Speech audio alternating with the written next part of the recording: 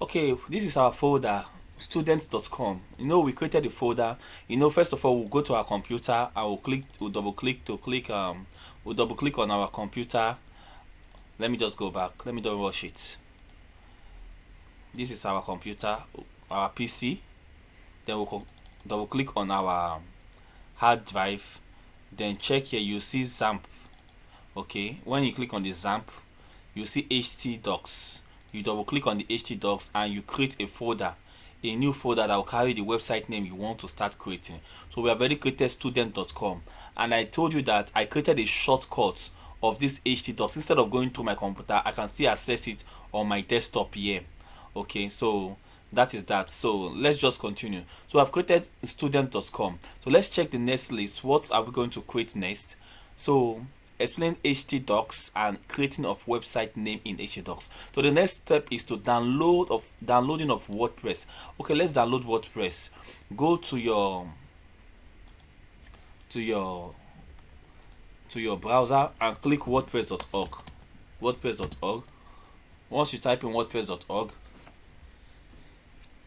click on get WordPress at the top or at the bottom here, anyone, just click on it. Scroll down. Let's download WordPress 6.0, which is the latest one.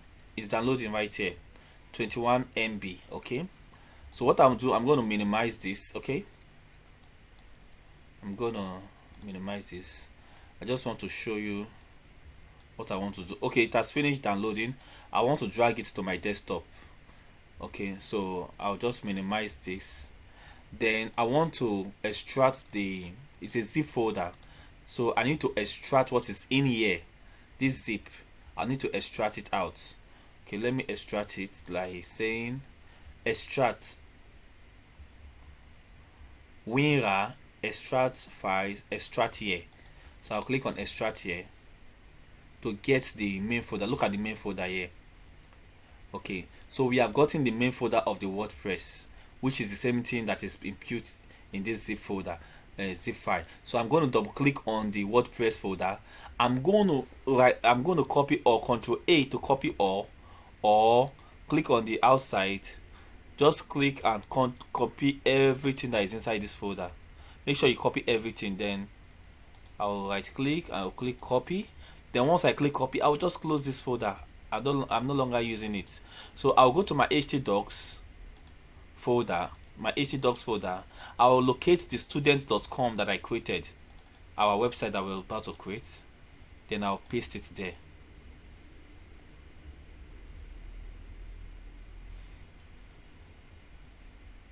Okay, once I paste it there, then let me check. So extracting of WordPress to XAMPP htdocs, which we just did. So the next one is to creating of a database in the PHP my admin. Okay, let me show you how to create a simple database. Let me close this part. I don't need it anymore. Let's go to localhost. Type localhost, or no need of typing localhost. Just click on your XAMPP controller. You're on your XAMPP controller, so that everything will be working. So click on, you want to create my SQL database, so click on admin. It will open it automatically, PHP my admin for you, where you can create a database. So just take it step by step. Okay, so in the next video we are going to create a database.